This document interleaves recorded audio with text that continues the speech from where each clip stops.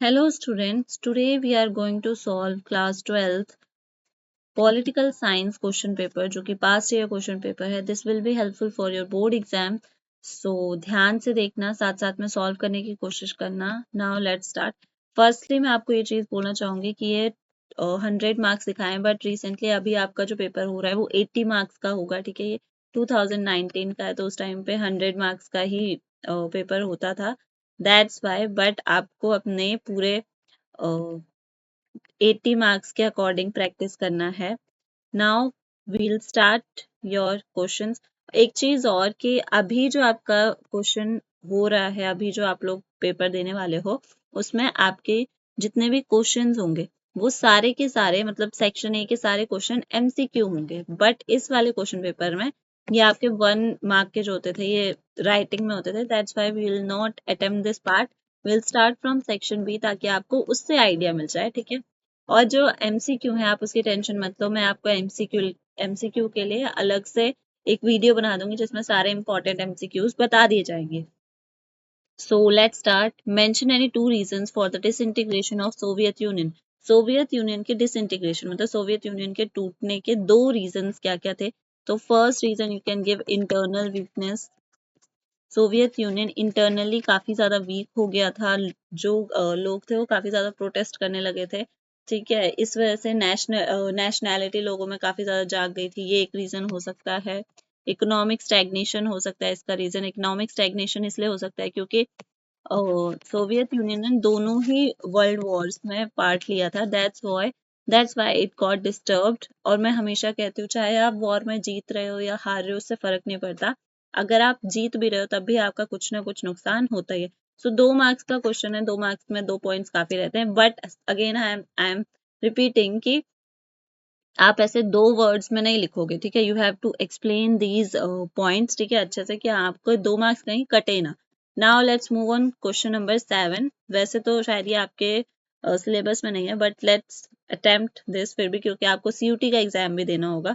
सो चिपको movement कौन से state में हुआ था? तो ये हुआ था उत्तराखंड में. Narmada Bachao Andolan Gujarat.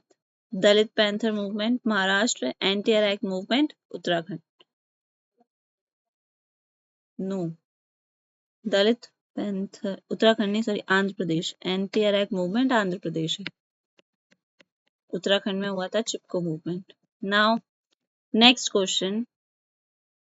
Question number 8. Suggest any 2 measures to improve relations between India and Pakistan. India और पाकिस्तान के जो भी हमारे रिलेशंस है उसको हम लोग कैसे सुधार सकते हैं. तो first thing we can do confidence building between both the countries. ठीक है, confidence building between both countries मतलब दोनों ही देशों को एक दूसरे के ऊपर भरोसा होना चाहिए. अभी की कंडीशन की बात करें तो अभी दोनों ही देश में से कोई भी एक दूसरे के ऊपर भरोसा नहीं करता. We don't trust on Pakistan and Pakistan doesn't trust on us. That's why we should build our trust.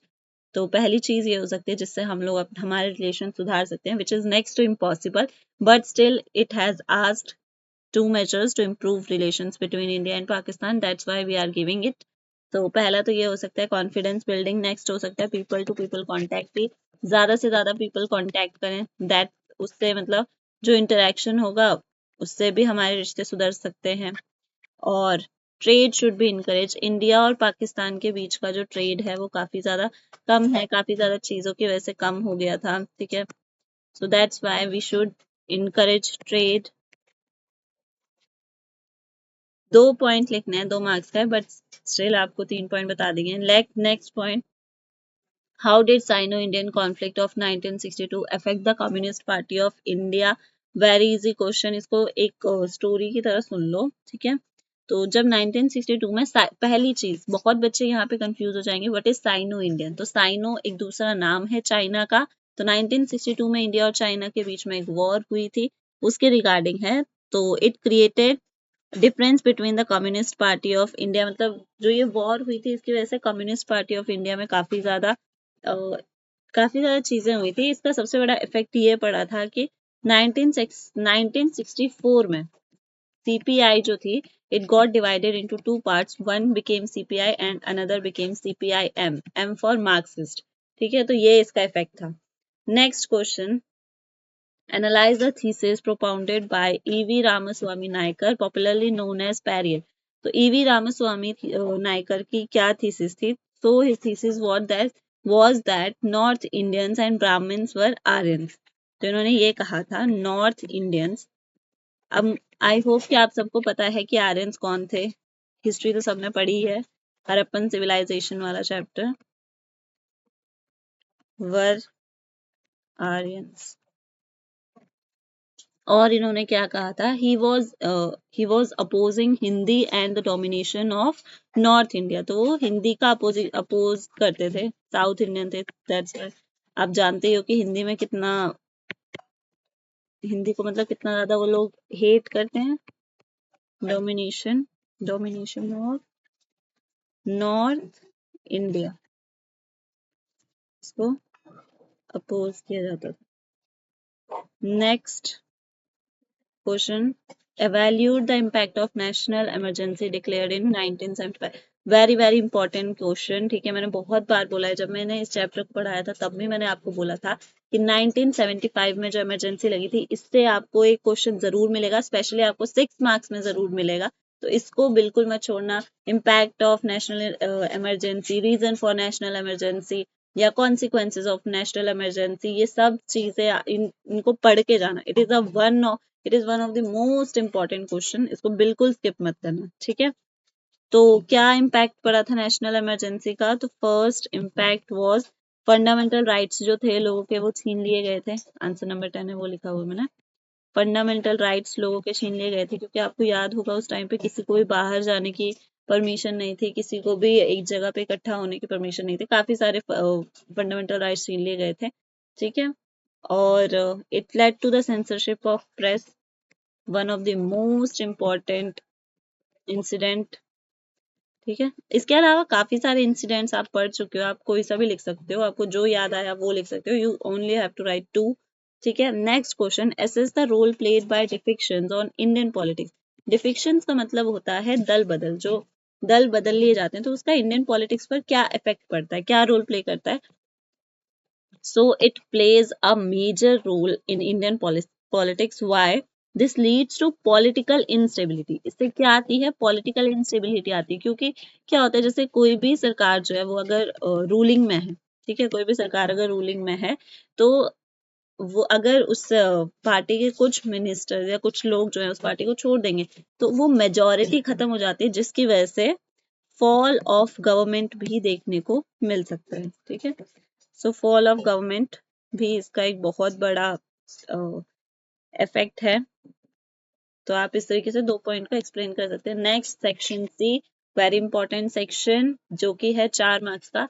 अब मैं आपको फिर से रिपीट कर रही हूँ कि ट्राई टू आंसर जितने मतलब पॉइंट्स में पूछा गया है उतने पॉइंट्स में, बिकॉज आपका पेपर छोटा नहीं होता है, ऑलरेडी बहुत लेंथी होता है. And please start your question paper from backward. जो लास्ट के क्वेश्चन होते हैं वहां से स्टार्ट करो, ताकि आपके बड़े मार्क्स के क्वेश्चन ना छूटे, आप अच्छे पॉइंट्स लिख पाओ. Because at the morning your mind is fresh and you can fetch better points rather than when you attempt this at the last moment. ठीक है, so now question number 11, analyze the nuclear policy of India. 2 into 2 मतलब 2 points में आपको ये चीज बताना है. तो इंडिया की न्यूक्लियर पॉलिसी क्या है? फर्स्ट थिंग, हमने न्यूक्लियर पॉलिसी क्यों यूज करी थी? India was in favour of using atomic energy for peaceful purpose. हमने पीसफुल पर्पसेस के लिए अपनी न्यूक्लियर पॉलिसी बनाई थी, ताकि हम लोग शांति से रह सके. ठीक है, we never wanted to use it for threatening other countries or for the destruction of other countries. ये हमने सिर्फ इसलिए ली थी for peaceful purpose. India is in favor of using atomic energy for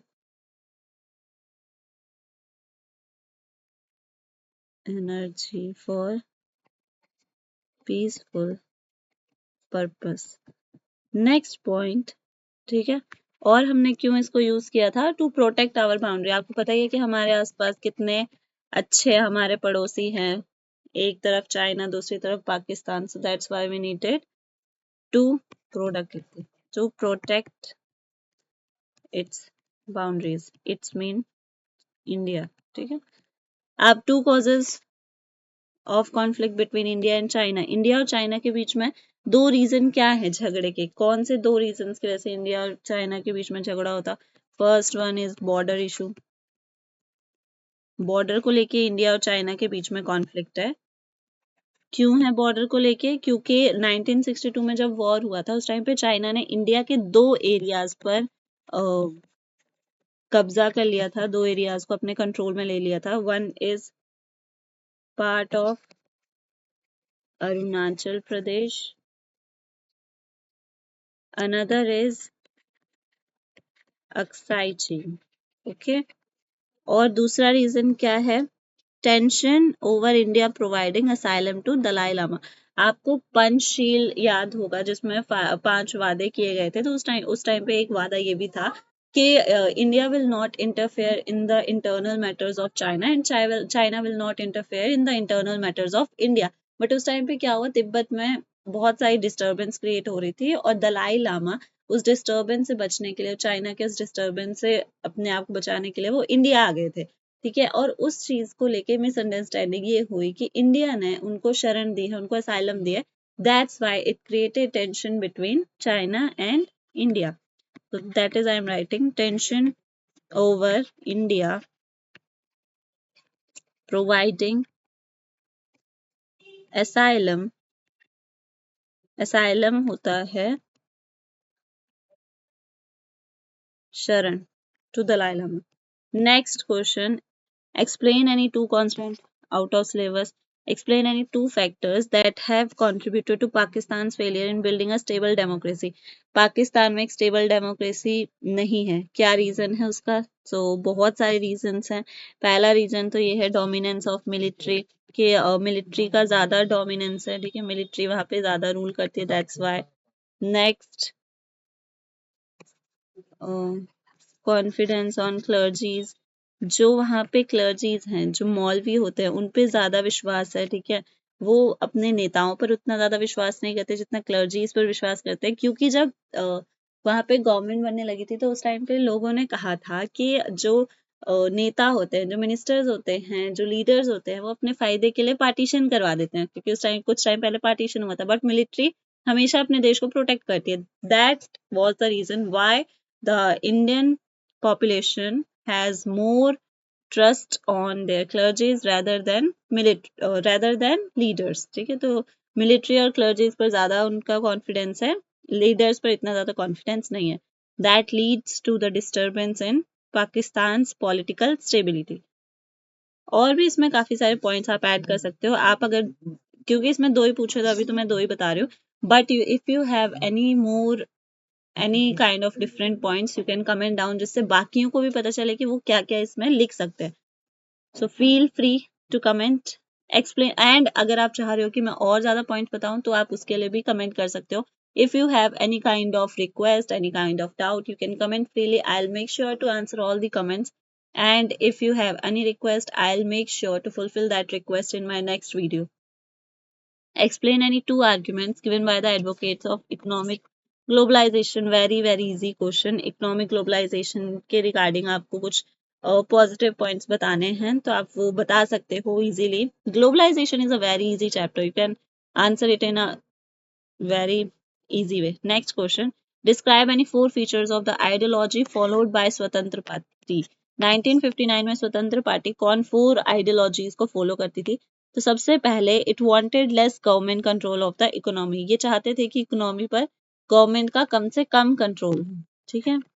it wanted less government control on the economy. They wanted individual freedom. उनका कहना था कि हम जितना ज्यादा लोगों को फ्री रखेंगे उतना ज्यादा हमारा देश तरक्की करेगा, उतना ज्यादा हमारा देश प्रॉस्पर बनेगा, उतना ज्यादा डेवलप बनेगा. They always supported the individual freedom. Next, they wanted free private sector. Private sector हमेशा फ्री होना चाहिए, उस पर किसी भी तरह का दबाव नहीं होना चाहिए. And they were against the license regime. They were against license regime. Next question. Describe any four criteria that have been proposed in recent years for new permanent and non-permanent members of the UN Security Council. इसमें पूछा गया है कि अगर आप UN security council के permanent या non permanent member बनना चाहते हो तो उस चीज के लिए कौन से नए क्राइटेरिया बताए गए हैं. Very easy and very important question. ये 6 मार्क्स में पूछा जा सकता है. पहला चीज, जो भी देश बनना चाहता है यूएन सिक्योरिटी काउंसिल का मेंबर तो उसको इकोनॉमिक पावर होना चाहिए, मतलब इकोनॉमिकली वो स्ट्रांग होना चाहिए. पाकिस्तान जैसे देश तो इसके बारे में सोच भी नहीं सकते हैं. India is a economic powerful country. So पहला चीज तो उनकी शर्त ये है कि इकोनॉमिकली पावरफुल होना चाहिए. सेकंड चीज होनी चाहिए मिलिट्री पावर. मिलिट्री पर अच्छा खासा वो खर्च करते हो, मिलिट्री में अच्छे खासे इक्विपमेंट्स हो, ये उनकी रिक्वायरमेंट है. दूसरा उनको तीसरा चाहिए contributor to the UN budget, मतलब यूएन बजट में कंट्रीब्यूट करते हो, यूएन बजट के उसमें साथ देते हो. ठीक है. Next, democracy and a state with democratic political system. एक ऐसा देश जिसमें डेमोक्रेटिक पॉलिटिकल सिस्टम हो. Next question. Describe any 4 new sources of threats to non traditional security. इस चैप्टर को थोड़ा सही से पढ़ के जाना, क्योंकि इस चैप्टर में क्वेश्चन इस तरीके से पूछा जा सकता है कि आप कंफ्यूज हो सकते हो. तो न्यू सोर्सेज ऑफ थ्रेट कौन कौन से हैं नॉन ट्रेडिशनल सिक्योरिटी में. First one is terrorism. Again, I am saying you can't write in 4 or 5 words. You have to explain all these headings. Okay. Human rights violation.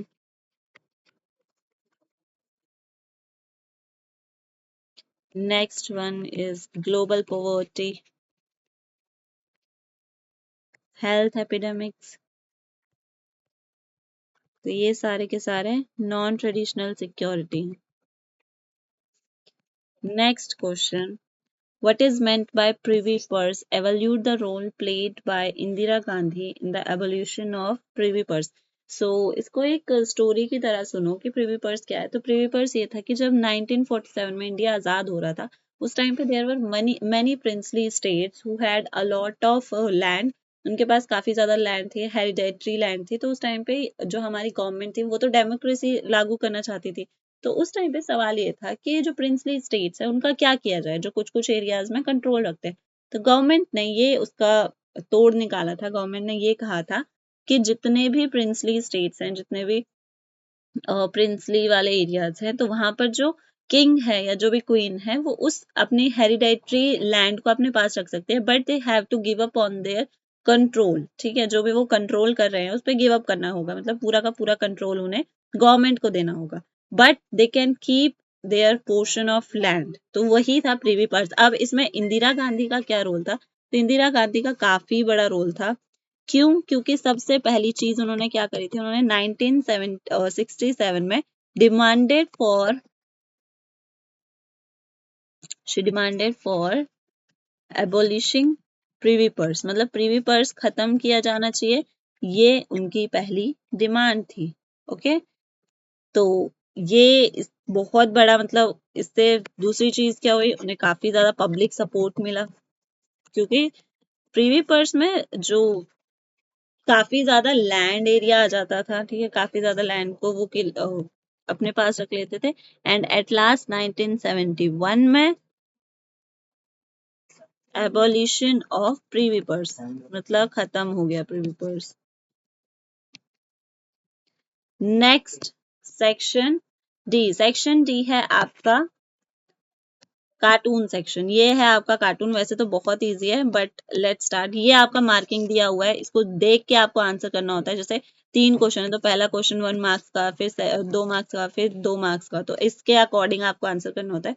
Which part of cartoon, which part of this cartoon is related to China. तो China से कौन सा part related है. Very easy. Great wall of China and dragon. Next question. Assess the strength of China on the basis of the cartoon. तो इसके basis पर China की क्या स्ट्रेंथ बताई जा रही है. तो सबसे पहली स्ट्रेंथ तो ये बताई जा रही है fastest growing economy. Fastest growing economy. Second चीज इसमें ये बताई जा रही है कि China will overtake the USA by 2040. ठीक है, मतलब चाइना जो ट्रेड करता है, China is the largest economy, so sorry, USA is the largest economy जो वो ट्रेड करता है, तो China will overtake it by 2040. Next question, China may be the next super power in the world, justify this statement with two argument. This is your homework. Comment down in comment section कि कैसे आप इस चीज को support करते हो कि China will be a next super power. ठीक है, आप क्या इसके लिए बात क्या क्या आर्ग्यूमेंट्स दे सकते हो. अंधों के लिए है ये क्वेश्चन, तुम्हारे लिए नहीं है. If you are able to see this. Now next question. Paragraph काफी ज्यादा आए हैं आपके इसमें, बहुत इजी पैराग्राफ्स हैं, जैसे नेम टू मॉडल्स और paths to development, very easy. One is socialist, other another one is capitalist. Why was either of the two models not fully accepted by India? दोनों को क्यों नहीं इंडिया ने accept किया था? बिकॉज बहुत सारे रीजंस थे. पहला रीजन क्या हो सकता है? चल जल्दी बताइए, पहला रीजन क्या होगा? फर्स्ट रीजन कुड बी कि इंडिया जो था वो उस टाइम पे कोल्ड वॉर चल रहा था. ठीक है, कोल्ड वॉर चलने की वजह से इंडिया दोनों, मतलब यूएसए सोशलिस्ट था उस टाइम पे, यूएसएसआर एंड कैपिटलिस्ट था यूएसए, तो इंडिया दोनों में से किसी एक को नहीं चूज करना चाहता था, बिकॉज एक को चूज करते तो दूसरा उसका दुश्मन बन जाता. And at that time India needed the their health for development. That's why India ने किसी को भी चूज नहीं किया. Highlight any two features of India's mixed economy based on the above said two models. तो इंडिया की mix economy कैसी है? तो इंडिया में जो बिग इंडस्ट्रीज हैं, जो मतलब बड़ी बड़ी इंडस्ट्रीज हैं, those are under government control. जो स्मॉल इंडस्ट्रीज हैं वो प्राइवेट है. एंड इंडिया में जॉइंट सेक्टर भी है. Next question. नेक्स्ट भी आपका पैराग्राफ ही है, आप इसका स्क्रीनशॉट ले लो. वैसे तो बहुत इजी पैराग्राफ है, you will be able to answer this, but if you are not able to answer this, आप कमेंट करिए. आई मेक श्योर कि मैं आपके कमेंट को रिप्लाई करूँ. ये आपके सिलेबस का पार्ट है. Take screenshot of this also and you will comment down. एक और है ये, काफी सारे पैराग्राफ्स हैं. आपको पास होना बहुत इजी है and you can score a good amount of numbers. तो फिर थोड़ा सा ध्यान से पढ़ लोगे तो काफी अच्छे नंबर आ जाएंगे. Now will move on map, जो कि बहुत ज्यादा इंपॉर्टेंट है, क्योंकि बहुत सारे बच्चों को नहीं पता है कि पॉलिटिकल साइंस में मैप कैसे अटेम्प्ट किया जाता है. Here I am explaining to you कि मैप कैसे अटेम्प्ट करना है. सबसे पहले आपको कुछ हिंट दिए हुए थे, ये आपको नहीं छेड़ना होता है. आपको ये वाला पोर्शन और ये वाला पोर्शन में लिखना होता है. कंसर्न्ड अल्फाबेट्स और नेम ऑफ द स्टेट, इन दोनों में आपको कुछ कुछ लिखना होता है. सबसे पहले the state where a violent incident took place in Godhra in 2002. तो गोधरा है गुजरात में, मुझे ये चीज पता है. तो गुजरात में कौन सा अल्फाबेट दिया हुआ है? C. So will write the alphabet here. And first hint का क्या आंसर आया? सी, जो कि कौन सा स्टेट है? गुजरात. इस तरीके से आपको पहचानना होता है. Second, the city which was earlier known as, it is a Tamil Nadu, जिसका क्या अल्फाबेट है?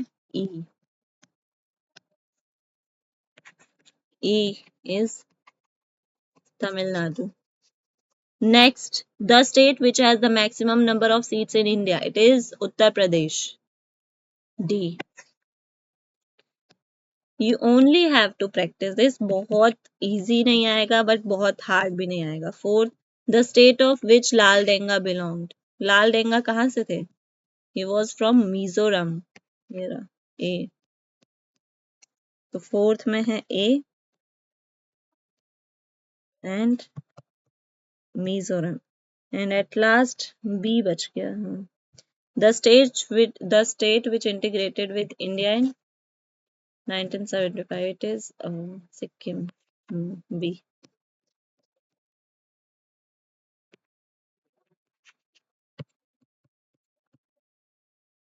So now we'll move on. Next section, very very important section, very easy section. इसको तो छोड़ने की सोचना भी मत, क्योंकि बहुत ज्यादा नुकसान हो जाएगा और बहुत इजी क्वेश्चंस होते हैं. सबसे पहले इसी सेक्शन को अटेम्प्ट करना है. Describe any 6 features of Soviet system. तो आपको सोवियत सिस्टम के 6 फीचर्स डिस्क्राइब करने हैं. तो सबसे पहले बेस्ड ऑन सोशलिज्म, ये सोशलिज्म को सपोर्ट करता था, ठीक है, यू कैन एक्सप्लेन कैसे, ठीक है, you can give arguments, opposed capitalism. I am writing headings ताकि आपको पता चल जाए कि आपका अप्रोच क्या होना चाहिए इसके लिए। Okay, abolished private property,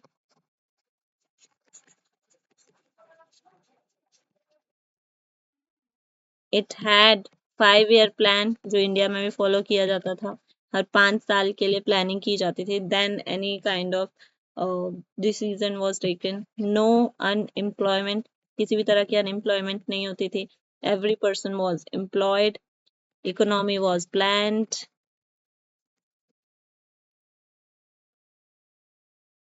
and government subsidized, जो गवर्नमेंट थी वो बहुत सारी सब्सिडीज देती थी, किस किस चीज की सब्सिडीज देती थी, the basic necessities for all citizens. Next question, explain the circumstances that led to the creation of Bangladesh, किस किस सर्कमस्टांसेस में बांग्लादेश बना था, how did Bangladesh succeeded in establishing representative democracy, और बांग्लादेश में कैसे डेमोक्रेसी एस्टैब्लिश हो गई थी, वेरी इजी, आप लोग इसको बहुत इजीली आंसर कर सकते हो, यू विल कमेंट डाउन, ठीक है, इसका आंसर, और अगर आपको नहीं आएगा you can ask me. Now explain any 6 reasons for the rise of Chinese economy, Chinese economy, अब इसको ईयर वाइज आपको याद रखना है कि चाइनीज इकोनॉमी कैसे राइज हुई थी। सबसे पहले 1972 में यूएसए के साथ ट्रेड स्टार्ट किया था, जिसमें उन्होंने अपना इकोनॉमिक आइसोलेशन खत्म किया था, ठीक है, ये याद रखना, इकोनॉमिक आइसोलेशन खत्म किया था। Initially China had economic isolation, but in 1972 with the starting of trade with USA, it ended its economic isolation. In 1982, privatization of agriculture,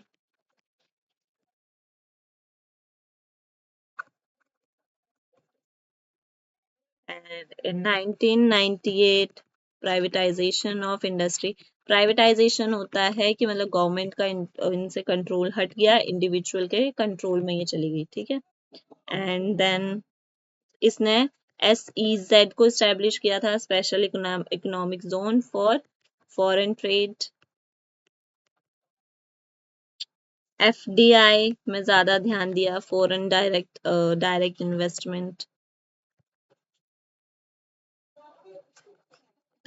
इसकी वजह से क्या होता है, अलग अलग देश जो होते हैं वो आपके कंट्री में आके वो कर सकते हैं, मतलब what you say that, trade कर सकते हैं, इन्वेस्ट कर सकते हैं, जिसकी वजह से आपका देश और ज्यादा डेवलपमेंट की तरफ बढ़ता है। 2001 में WTO के साथ इनकी दोस्ती हुई, it became part of WTO, ठीक है। 1978 में open door policy by Deng Xiaoping, very very important, open door policy को पक्का पढ़ के जाना, because it could be asked in 4 marks और 2 marks इंडिविजुअली, ठीक है, तो इसे पढ़ के जाना, अच्छा है। Assess any 3 benefits of coalition government in India since 1989, आपको coalition government के फायदे बताने, वेरी इजी क्वेश्चन, बच्चों वाला क्वेश्चन है, 11th क्लास में पढ़ के आए हो आप। Analyze any 3 main causes for the unrest of Jammu Kashmir, very important question, वैसे इसके चांसेस कम होते हैं but still you have to read कि क्या रीजंस हैं जिसकी वजह से जम्मू कश्मीर में अनरेस्ट है, मतलब डिस्टरबेंस है। First reason will be external factor, external factor है पाकिस्तान, क्योंकि पाकिस्तान ऑल्सो क्लेम्स कि हमारा मतलब पाकिस्तान का क्लेम है, पाकिस्तान का क्लेम है जम्मू एंड कश्मीर पर कि उनका है Jammu and Kashmir, that's why it causes a lot of disturbance. Article 370 जो अभी हट चुका है, but initially article 370 causes a disturbance because it never gave permission to Indian government to take full control over Jammu and Kashmir, ठीक है, तो काफी ज्यादा खतरनाक था article 370, if you all know, ठीक है। मिलिट्री की वजह से भी काफी ज्यादा डिस्टर्बेंस होता है, बिकॉज इनएफिशिएंट एडमिनिस्ट्रेशन, वहाँ का जो एडमिनिस्ट्रेशन है that is not correct, inefficient administration, and separatism supported by Pakistan. Next question. Describe any three important events that led to the split in Congress in 1969. तो 1969 में कांग्रेस क्यों divide हुई थी? Another important question. ऐसे questions को जरूर पढ़ के जाना क्योंकि ऐसे क्वेश्चंस बहुत बार पूछे जा रहे हैं, लगातार पूछे जा रहे हैं. First thing was presidential elections. जो प्रेसिडेंशियल इलेक्शंस हुए थे 1969 में, जिसमें इंदिरा गांधी ने और वीवी गिरी को चूज किया था एंड सिंडिकेट्स ने संजीवा रेड्डी को चूज किया था, और इंदिरा गांधी के जो कैंडिडेट थे वीवी गिरी वो जीत गए थे. That's why it led to some conflict between syndicate and Indira Gandhi. ठीक है, सो इंदिरा गांधी, गांधी आप लगा लेना, वर्सेस सिंडिकेट. ठीक है, and some policies which were made by her, जिससे ज्यादा सिंडिकेट्स खुश नहीं थे. सो दे फेल्ट कि इंदिरा गांधी को उनसे परमिशन लेना चाहिए था. She should have asked them और should have taken advice of them. तो ये सब चीजें थी. That's why some conflicts and some tensions arose among them. Next question. अभी मैंने थोड़ी देर पहले बोला कि इमरजेंसी से रिलेटेड क्वेश्चन जरूर आएगा and it is a very easy question कि इमरजेंसी ऐसा क्या हुआ था जिसकी वजह से इमरजेंसी लगी थी. तो बहुत easy answer, you can answer it. Now will move on question number 26. Explain any six question. आप खुद देख सकते हो कि कितने इजी क्वेश्चंस हैं. गदर मूवी देखियो, आप उससे आंसर लिख दोगे कि क्या क्या हुआ था इंडिया के पार्टीशन के टाइम पे. बहुत सारे लोग मारे गए थे, बहुत सारे लोगों ने अपने घर खो दिए थे, ट्रेड में डिस्टर्बेंस था, रूट्स में डिस्टर्बेंस था, पॉलिटिकल इंस्टेबिलिटी, बहुत सारे लोगों ने अपनी प्रॉपर्टी खो दी थी. You can write up plenty of things. Highlight any three major reasons for the dominance of Congress party in first three general elections after independence. तो after independence कोई तीन रीजन बताइए कि क्यों कांग्रेस पार्टी इतनी ज्यादा डोमिनेटिंग थी. तो first thing, legacy of national movement. Congress party बहुत पुरानी पार्टी है, ठीक है, तो दैट्स वाई इसने हमारे नेशनल मूवमेंट्स में भी पार्ट लिया था. तो उस टाइम पे नेशनल मूवमेंट से हम लोग फ्रीडम की तरफ बढ़े थे, तो लोगों को ये फीलिंग है कि उन्होंने हमारी आज़ादी में मदद करी थी. तो that's why they will take always a good decision for India. तो ये चीज था. और था well organized party. It was a well organized party. Everything was organized till independence. And charismatic leader, मतलब काफी ज्यादा अच्छे लीडर्स थे इसमें, जैसे जवाहरलाल नेहरू थे, सरदार वल्लभ भाई पटेल थे.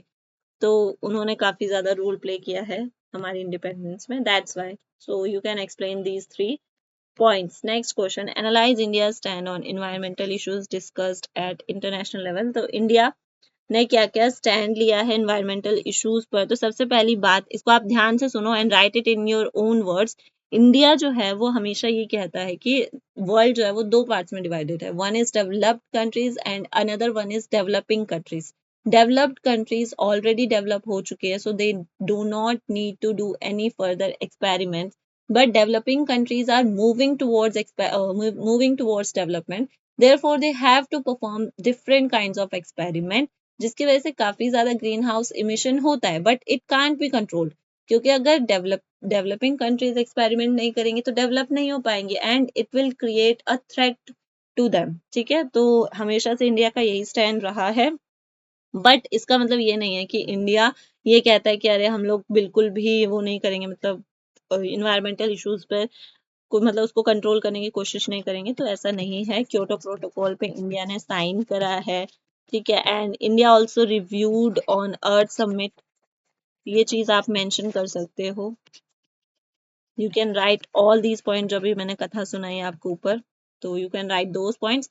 Evaluate the cultural consequences of globalization. Cultural consequences क्या है ग्लोबलाइजेशन के, आपको वो भी लिखना है. And here will end our question paper. I hope it is helpful to you, and if you have any kind of doubt, any kind of request, or any kind of question, you can comment down. I'll make sure to answer all the questions of yours, and we'll meet in next class. Thank you. Please like, share and subscribe.